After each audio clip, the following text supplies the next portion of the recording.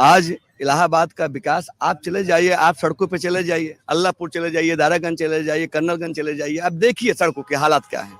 Daily accident हो रहे हैं, लोग गिर रहे हैं, मर रहे हैं, हाथ पैर टूट रहा है। आप किसी भी तंग गलियों में चले जाइए, ये स्थिति है पूरे इलाहाबाद की। हाउस टैक्स बढ़े, गिरकर जलकर बढ़ा, सुविधा के नाम पे कुछ नहीं, वसूली। आप किसी का मकान है, घर में रह रहा है, उसको कमर्शियल टैक्स लगा दे रहे हैं। ये लूट हो रही है, ये लूटा जा रहा है। लूट करके पैसे की जो है बंदरमाट हो रही है। एक तो इस पर विशेष ध्यान देने की आवश्यकता है। ये सरकार इस पर कोई लगाम नहीं लगा रही है, जो जैसा पा रहा है। ये सरकार नेतागिरी नहीं, यहाँ पे यहाँ अफसरशाही है, अफसर लूट रहे हैं। इसलिए कह रहे हैं कि ये सरकार पूरी तरीके से तानाशाही पूर्ण रूप से कार्रवाई कर रही है और ये लोकतंत्र जीवित नहीं चाहती है। लोकतंत्र, आज लोकतंत्र के नाम पर देखिए इलाहाबाद विद्यालय छात्र संघ का चुनाव बंद है, जहां से लोकतंत्र नर्सरी होती थी। आज कर्मचारियों के सारे चुनाव बंद हैं, जहां पर उनकी आवाज बुलंद करते थे, लोगों की आम आदमी की आवाज उठाते थे। आज देखिए विश्वविद्यालय को नर्सरी बना दिया गया, छात्र संघ को बैन कर दिया गया। यह जो सरकार है, ये नहीं चाहती है कि लोकतंत्र मजबूत हो, ये नहीं चाहती है कि कोई आम आदमी की आवाज लेकर के अपनी सड़क पर निकले और उसको अधिकार दिलाने की बात करे। आज ये चल रहा है। जी, आपका नाम? मैं ब्रजेंद्र मिश्रा हूँ। ब्रजेंद्र जी जो कह रहे हैं, मैं उस सवाल को थोड़ा सा इधर लेकर आता हूँ साहब, कि जैसे उन्होंने कहा कि लोगों के हिस्से की बात, इलाहाबाद के हिस्से की बात वो नहीं हो रही है, वो गायब है। हर कोई अपने हिस्से के मुद्दे लेकर आ रहा है, प्रचार में वही दिखाई दे रहा है। आप लोगों के हिस्से की बात नेताओं की ओर से होती है या आप ही लोग करते रह जाते हैं? ऐसा इलाहाबाद में मेन चीज जो है संगम यहाँ पर है। संगम के नाम से इलाहाबाद जाना जाता है।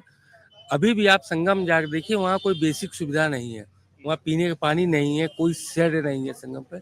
यहाँ हर 5 साल में कोई भी सरकार रहे, सैकड़ों करोड़, हजारों करोड़ रुपया आता है, जिसके लिए आता है संगम पे। अभी दिन में जाइए तो वहाँ पे आपको कोई पैदल जाने का भी रास्ता नहीं है बिना गाड़ी के। उसके अलावा जो ट्रैक्स बिछे हुए हैं संगम पे, वो गाड़ी चलने लायक नहीं। पीने का पानी, सेट कुछ नहीं संगम पे। और इस संगम पर जो है हजारों करोड़ रुपया 5 साल में आता है, उस संगम का कुछ नहीं होता है। मतलब माघ से लेकर कुंभ तक जो व्यवस्थाएं आती हैं, वो आप बोल रहे हैं कि वो तब अस्थायी होती हैं और उसके बाद अभी सारी अस्थायी होती संगम पर। कोई व्यवस्था स्थायी नहीं होती संगम पर। संगम पे अगर सरकार चाहे तो एक टेम्परेरी शेड लगाए लोगों को रहने के लिए। जो तीर्थयात्री बाहर से आते हैं, जाके उनकी भारी दुर्दशा हो जाती है, पीने का पानी नहीं मिलता है। अवैध रूप से बहुत सारी वसूली है संगम पे। आप सामान्य रूप से अभी कार लेकर जाइए तो कई जगह लोग लगा के पैसा वसूल रहे हैं। बाहरी आदमी का नंबर देखते मान वसूली शुरू करते हैं। आपका नाम साहब? शरद मालवीय जी। जैसे शरद जी ने एक चीज और कही, और ये मतलब मेरे हिसाब से हम लोगों को जैसे नहीं पता था, जब उन्होंने बताया कि दूर से आदमी के दिमाग में छवि है कि संगम का शहर है, अब वहां है तो वहां अव्यवस्था है। क्या ये तमाम अव्यवस्थाएं, वो पीने के पानी से लेकर, वो पेड़ों की बात से लेकर, ये संगम की बात, कोई पार्टी, कोई पक्ष, कोई नेता इनकी बात करता है, या वो अपने हिस्से के मुद्दों पर चल रहे हैं और आप लोग अपने मुद्दों की बात करते रह जाते हैं? ये तो हम लोगों ने देखा है कि नेता जो है अपने मुद्दे की बात ज्यादा करते हैं। जब चुनाव आता है तब ये बात करते हैं कुछ उसमें से हमारे मुद्दे की, लेकिन चुनाव खत्म होने के बाद एक ही 2 चीजों पे एक्शन हो पाता है। तो जैसे घर होता है जिसमें एक बड़ा होता है इंसान, उससे हम कंप्लेन करते हैं कि भाई हमारे घर में ये ठीक नहीं है।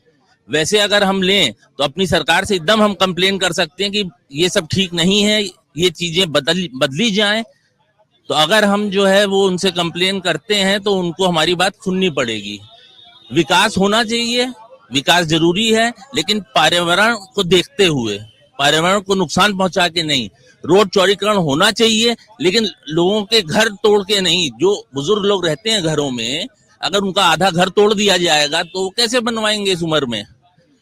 तो अब जैसे अगर हम देखें मेट्रो में, बैंगलोर में ट्रैफिक यहाँ से बहुत ज्यादा है, लेकिन हर रोड जो है वो चौड़ी नहीं करते वो लोग, मकान तोड़ के उसको वन वे कर देते हैं, जहां पे पॉसिबल नहीं हो पाता।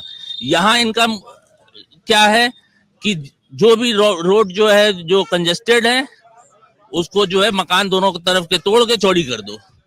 उसका जो पर्सनल नुकसान हो रहा है, उस इंसान का पूरी जीवन की कमाई उसकी लग गई, वो तो गई।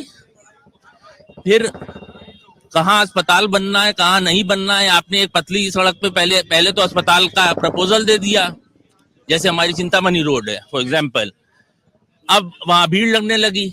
अब इन्हें रोड चौड़ी करनी है तो दोनों तरफ के मकान तोड़ने हैं। तो जिस शहर में सबसे ज्यादा इस बात को कहा जाता है कि बुद्धिजीवी रहते हैं, वहां प्लानिंग में बुद्धिजीविता कोई नहीं है। कोई प्लानिंग नहीं है, कोई असेसमेंट नहीं है।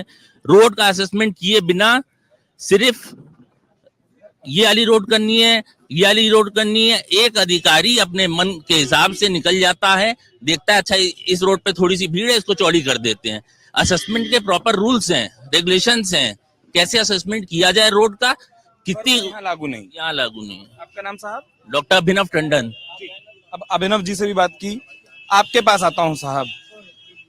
ढेर सारे चुनाव देखे भी होंगे, हर बार सुना होगा कि मुद्दे की बात जनता करती है। इस बार चुनाव लोग कह रहे हैं बहुत साइलेंट है, बहुत ठंडा है, ऐसा ही है क्या? अंदर अंदर जो है पब्लिक या व्यापारी अंदर अंदर घुट रहा है, आगे रिजल्ट देगा। अच्छा, वो दे देगा रिजल्ट। एक लाइन की बात में ताली बजी, ढेर सारी बातों के बीच में है। दूसरी चीज, इनकी सरकार में हम लोगों ने 13, हम बिजनेस से बिलोंग करते हैं, 13 में हम लोग बिजनेस किए, 13 से जब से 14 की सरकार आई, हम लोगों का हाउस टैक्स 14 गुना बढ़ाया है। आदमी 1 गुना, 2 गुना, 3 गुना, 4 गुना, 5 गुना, 14 गुना अगर लिख के जाते हैं, अफसर से मिलते हैं, अफसर कहता है कुछ सुनवाई नहीं होगी, आपसे डंडा मार के वसूला जाएगा। भाई ठीक है।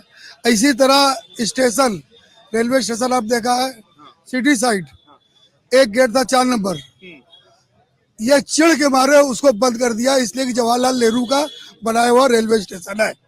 अगर आप ये वीडियो YouTube पर देख रहे हैं तो हमारे चैनल को सब्सक्राइब करें और बेल आइकन को दबाना ना भूलें। अगर आप Facebook पर ये वीडियो देख रहे हैं तो हमारे पेज को लाइक करें।